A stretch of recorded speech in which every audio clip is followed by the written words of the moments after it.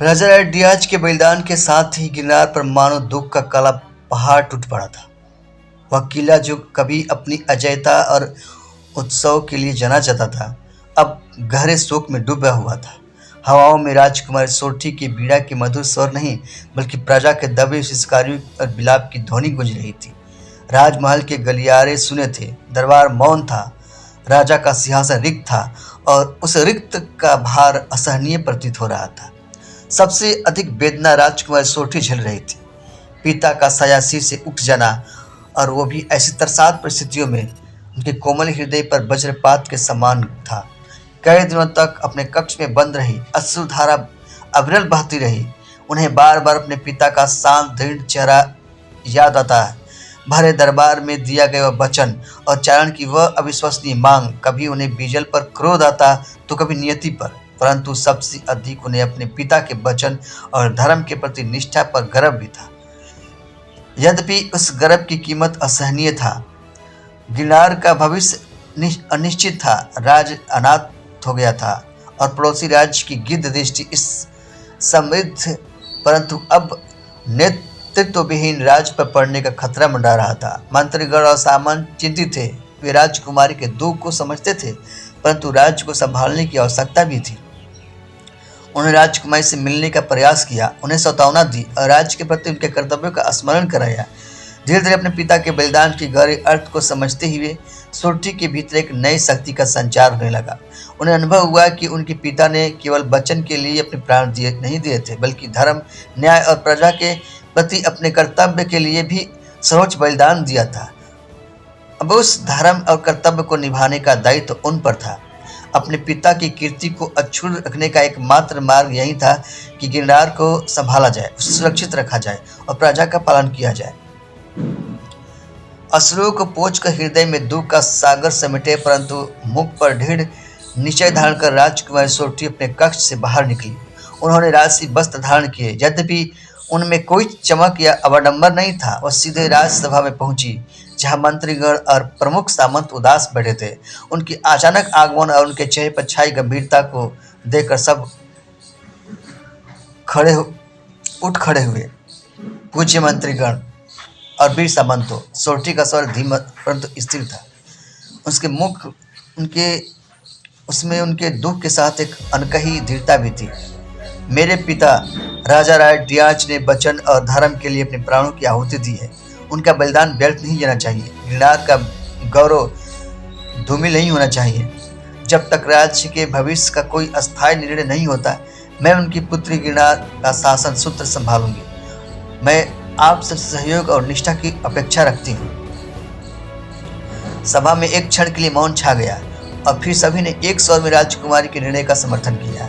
एक शोकग्रस्त राजकुमारी के इस अप्रत्याशित संकल्प ने सब में नए साहस का संचार कर दिया। गिरनार को उसकी नई शासिका मिल गई, यद्यपि यह कांटों का ताज था। सिंध के राजकुमार बिजभार जो निकट ही डेरा डाले हुए थे, गिरनार में घटित हर घटना पर नजर रखे हुए थे। राजा राय डियाज के बलिदान ने उन्हें भीतर तक झंझोड़ दिया था। वह उस राज्य के प्रति गहरे सम्मान से भर उठे थे जिसने अपने वचन के लिए प्राण दिए थे। साथ ही राजकुमार सोरठी के दुख और उनकी अचानक आ पड़ी जिम्मेदारी के प्रति उनकी मन में गहरा सहानुभूति थी। उन्होंने औपचारिक रूप से गिरनार के दरबार में अपना शोक संदेश भेजा और व्यक्तिगत रूप से भी राजकुमारी से मिलने का अपनी संवेदनाएं व्यक्त की। बिजभार ने देखा कि राजकुमारी सोरठी अत्यंत कठिन परिस्थितियों में भी असाधारण साहस और परिपक्वता का परिचय दे रही है।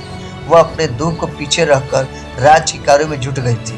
वह मंत्रियों से परामर्श करती, सेना की स्थिति का जायजा लेती और अन्य व्यवस्था को सुचारू रखने का प्रयास करती। बिजभार उनकी इस रूप से अत्यंत प्रभावित हुए। वे जानते थे कि एक अकेली जुआ राजकुमारी के लिए इतने बड़े और महत्वपूर्ण राज्य को संभालना कितना चुनौतीपूर्ण था, विशेषकर तब जब पड़ोसी राज्य की नीयत अच्छी न हो। मूलतः बिजभार का उद्देश्य गिरनार के साथ मैत्री संधि को सुदृढ़ करना था, परंतु अब परिस्थितियां बदल चुकी थी। वह तुरंत वापस लौट सकते थे, परंतु उनके अंतर्मन ने उन्हें वहीं रुकने को प्रेरित किया। उन्हें लगा कि इस संकट की घड़ी में गिरनार को और विशेषकर राजकुमारी सोरठी को एक मित्र और समर्थन की आवश्यकता हो सकती है। उन्होंने अपने मंत्रियों से परामर्श कर गिरनार के निकट अपना डेरा बनाए रखने का निर्णय लिया और यह दर्शाते हुए कि सिंध गिरनार का मित्र है और इस कठिन समय में उसके साथ खड़ा है। उनका निर्णय केवल राजनीतिक नहीं था, वह सोरठी के साहस, उनकी बुद्धिमत्ता और उनकी गरिमा से प्रभावित होते होते जा रहे थे। वह अक्सर विभिन्न राजकीय विषयों पर चर्चा के बहाने उनसे मिलते। उनकी बातचीत औपचारिक होती, परंतु उनमें आपसी सम्मान और समझ का भाव बढ़ता जा रहा था।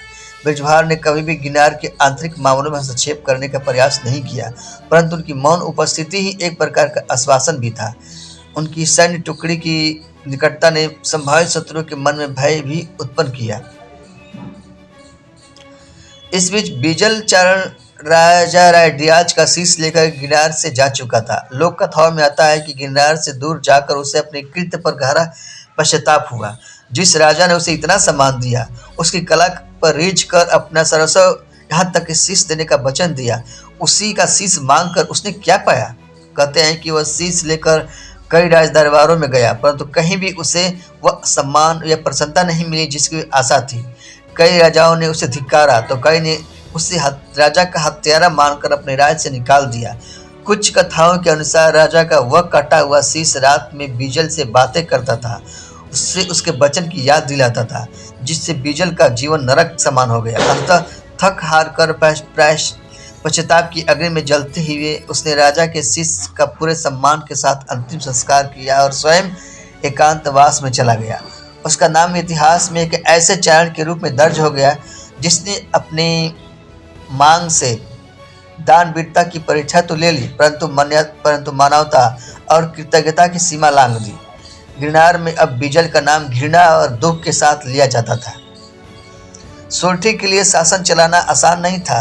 राज्य शोक में था, खजाना दान और पिछले उत्सव के कारण कुछ रिक्त था, और कुछ सामंत जो शायद सत्ता के अभिलाषी थे भीतर भीतर असंतोष फैला सकते थे। इसके अतिरिक्त सीमावर्ती क्षेत्र से कुछ छोटी मोटी घुसपैठ की खबरें भी आने लगी, मानो पड़ोसी राजा गिरनार की नई शासका की क्षमता को परखना चाह रहा हो।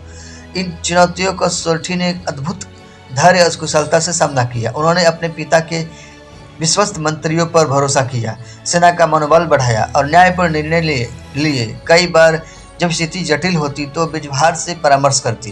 ब्रिजभार अपने अनुभव और रणनीति समझ से उन्हें निष्पक्ष सलाह देते। वह हमेशा इस बात का ध्यान रखते कि उसकी सलाह सुझाव के रूप में हो, आदेश के रूप में नहीं।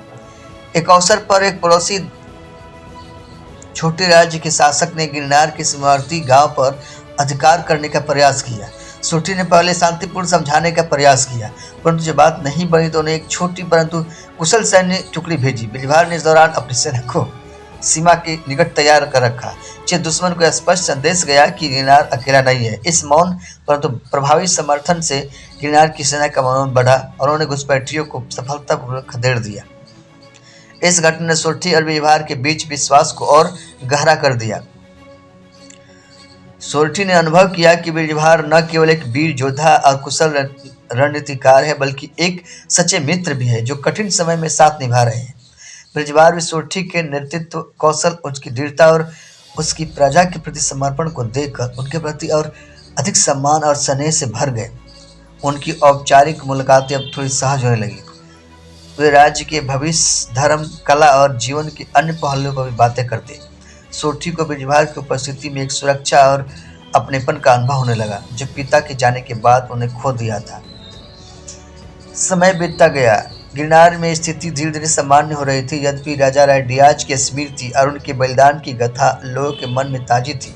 सोरठी ने सफलतापूर्वक राज्य को संभाला था, परंतु वह उनके मंत्री यह भली भांति जानते थे कि अकेली राजकुमारी के लिए दीर्घ काल तक इतने बड़े राज्य को सुरक्षित रखना कितना कठिन हो सकता है। विवाह का प्रश्न अभी स्वाभाविक रूप से उठ रहा था। ब्रिजभार ने भी गिरनार में काफी समय व्यतीत कर लिया था।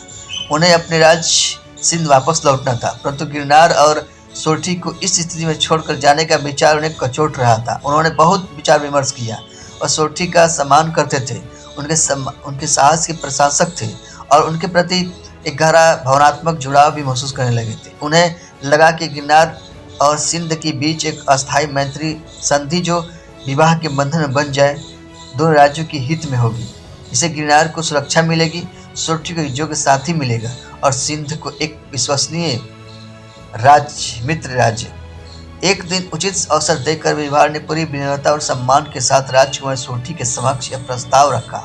उन्होंने स्पष्ट किया कि यह प्रस्ताव केवल राजनीतिक नहीं है, बल्कि उनके मन में सोठी के प्रति गहरे सम्मान और स्नेह का परिणाम है। राजकुमार सोठी, ब्रिजभार ने गंभीर परंतु आत्मीय स्वर में कहा, मैंने आपके साहस, आपकी बुद्धिमत्ता और आपके नेतृत्व को बहुत निकट से देखा है। राजा रायडियाज के बलिदान के बाद आपने जिस प्रकार गिरनार को संभाला है वह प्रशंसनीय है। मैं और मेरा राज्य सिंध गिरनार के सच्चे मित्र है। मेरा मानना है कि यदि हमारे राज्य एक अस्थायी संधि, एक पवित्र विवाह बंधन में बन जाए तो दोनों के लिए लाभकारी होगा। गिरनार को सिंध का पूर्ण समर्थन मिलेगा और आपको एक ऐसा साथी मिलेगा जो आपके हर निर्णय में आपके साथ खड़ा रहेगा। यह प्रस्ताव रखते हुए मैं आपके पिता की महान आत्मा और आपके प्रति असीम सम्मान का भाव रखता हूँ। सोठी ब्रिजभार के इस प्रस्ताव से अवाक रह गई। उन्होंने कभी इस दिशा में सोचा नहीं था। उनका मन अभी भी पिता के शोक से पूरी तरह उबर नहीं पाया था, परंतु वह ब्रिजभार के चरित्र, उनके निरंतर समर्थन और उनके सम्मानपूर्ण व्यवहार से अपरिचित नहीं थी। उन्होंने ब्रिजभार की आंखों में सच्चाई और ईमानदारी देखी। उन्होंने प्रस्ताव पर विचार करने के लिए समय मांगा। यह प्रस्ताव गिरनार के भविष्य के लिए एक महत्वपूर्ण मोड़ था। सोठी के सामने एक बड़ा निर्णय था। क्या वह अपने व्यक्तिगत दुख को पीछे रखकर अपने राज्य के भविष्य के लिए उस राजकुमार का हाथ थाम लेगी जिसने संकट की घड़ी में उनका साथ दिया था? क्या यह संधि गिरनार के लिए एक नए युग का सूत्रपात करेगी? ब्रिजभार के प्रस्ताव ने आशा की एक किरण जगाई थी, परंतु सोठी का निर्णय अभी शेष था। गिरनार का भविष्य और सोठी तथा ब्रिजभार की कहानी अब राजकुमार की उत्तर की प्रतीक्षा थी। कहानी का अगला अध्याय इसी निर्णय और उसके परिणाम पर आधारित होगा।